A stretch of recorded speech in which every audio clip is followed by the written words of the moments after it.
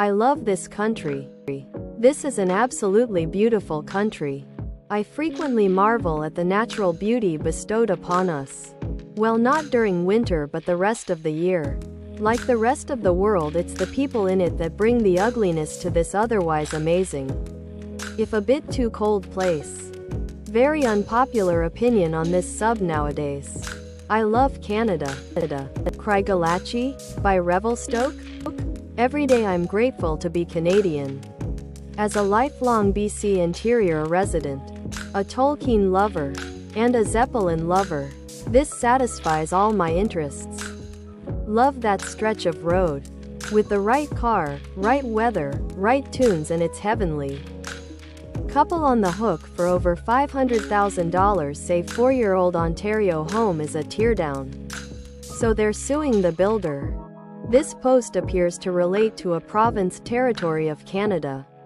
As a reminder of the rules of this subreddit, we do not permit negative commentary about all residents of any province, city, or other geography. This is an example of prejudice. And prejudice is not permitted here.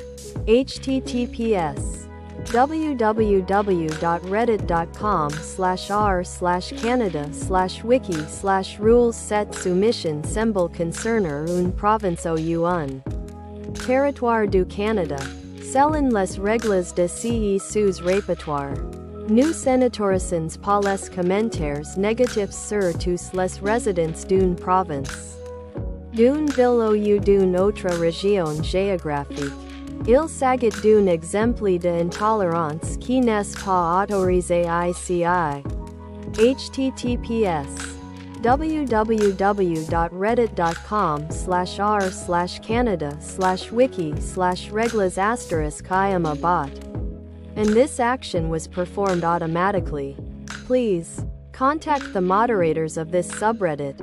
Message compose to =r Canada if you have any questions or concerns.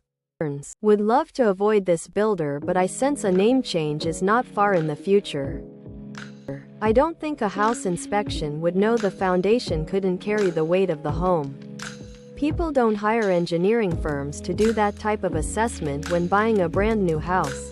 I'd be pretty bloody nervous if I am one of the other homes in that subdivision, because there's definitely others who will or do have the same issues. Their lawsuit is right though. How the frig did any of this pass to begin with? The builder and designer cheaped out so hard that a year-old home is buckling under its own weight. That's insane. The poor guy was a trucker FFS. Like this stress and finally having a home in their 50s is just so sad. I hope they win. There's not much to argue really. CEOs or presidents of these scam builders need to do some jail time for fraud and negligence. Then you'll see them stop cutting corners. This is unbelievably common. A friend of mine bought a brand new build in a big subdivision, and after a few months his roof began to sag. The builder had placed the trusses 36 inches apart. One of the neighbors also discovered trusses framed too far apart, and they used 3/8 OSB for roof sheathing. They will cut every corner they can. And if caught, just go bankrupt and change names. The municipalities should also carry liability for not doing proper inspections during the build. Unfortunately, stories like these will become more common with the rush to build more homes faster. Builders will cut corners, and this is the result. Not at all surprised. I live in an older area that has now become desirable. Many small homes torn down and replaced by infills. I am no contractor, but I do have some knowledge of building. Watching the progress and how these houses are slapped together is unreal. There is one a couple blocks down, and I swear they used hundreds of pieces of plywood cutoffs for cladding. This will look fine once the siding is put on. But man, there is no way that piecemeal will stand the test of time. Also, no way any inspector will see it unless they remove the stucco or siding. Like everything else these days, it's pretty much all junk. Scary part is these houses are in the $500,000 range too. Poilievre lashes out at Bell Canada after CTV airs altered clip. Deleted. Greater than Poilievre's pointed attack this time stems from CTV News's decision to rearrange some of the words Poilievre uttered in a scrum with reporters. The Conservatives say CTV spliced together his words in a way that gave the impression that Poilievre was introducing a non-confidence motion, which would bring on an early election, because he wants to do away with the Liberal government's fledgling dental care program. No way to spin this as accidental or inadvertent on CTV's part. Some more detail. https x.com/scamsky/1838315186614042764. On the splicing. Lashes out. Given the fact that CTV edited and spliced footage of him to make him say whatever they wanted, I'd say he was pretty reasonable in his response towards Bell. Nah, he has the right to be upset over this. Splicing clips to make it look like he was saying one thing is a very dishonest journalism. People criticizing him are missing the point. When the media does this, it's flagrant propaganda. The media doesn't have the right to control the electoral process. They are to report the news and remain unbiased. This is part of the reason why our elections and politics are such a mess, because the media organizations are attempting to manipulate who you vote for with blatant misinformation. Authoritarian governments always control the media. If they control the media and they control the population, sadly people will vote for whoever the TV tells them to. Agree or disagree with Poilievre, he is 100% correct in calling out CTV for doing this. Jesus. So CTV goes full fake news and deliberately distorts Poilievre, but somehow the story the news runs with is that Poilievre lashes out at the media? Insanity. 2 Canadians killed in Lebanon, Global Affairs Canada confirms amid Israel-Hezbollah conflict. Upsetting. But Canada has advised against traveling to Lebanon since at least June. The government urged people to return home. At some point it is on you. A few points to consider. Point 1. Are they dual nationals? If so, they are actually already in their country. Point 2.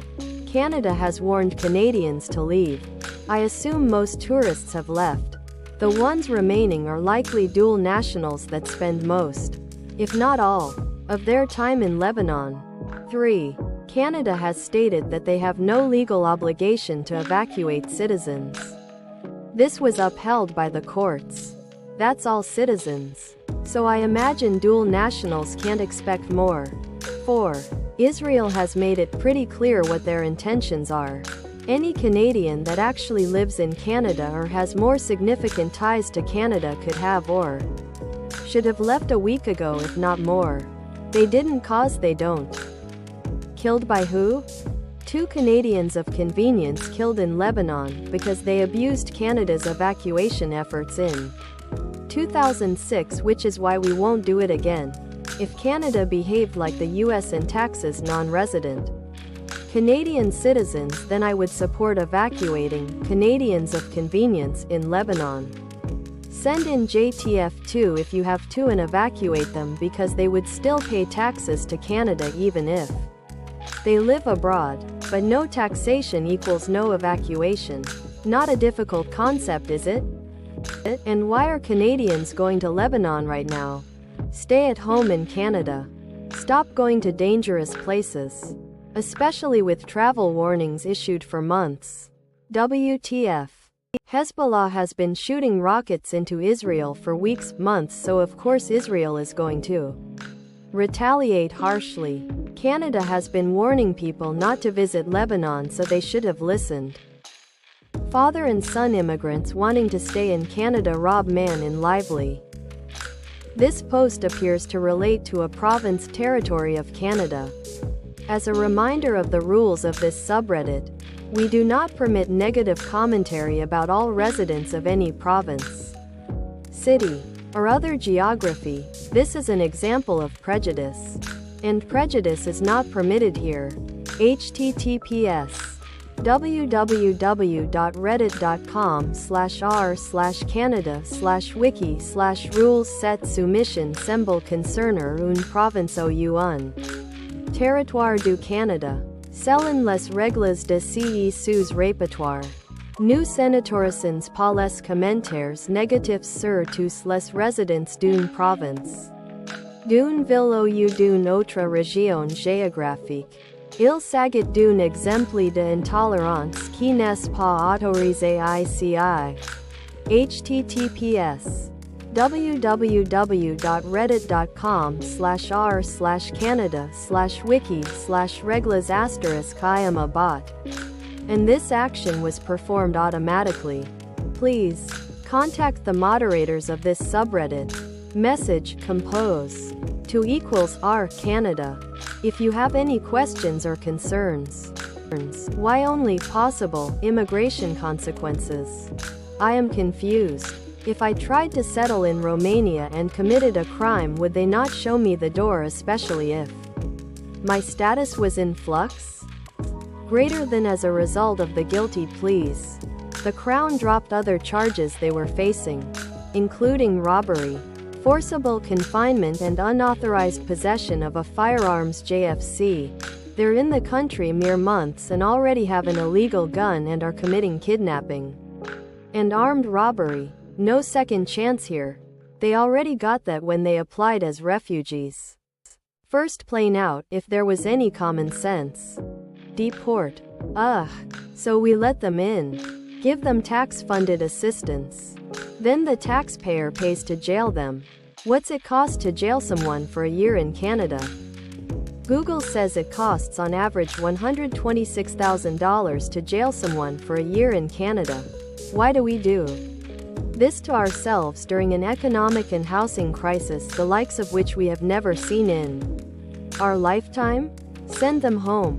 Put them on a plane and send them home. We shouldn't be paying for this. Odds are they'll come out of jail worse than they went in.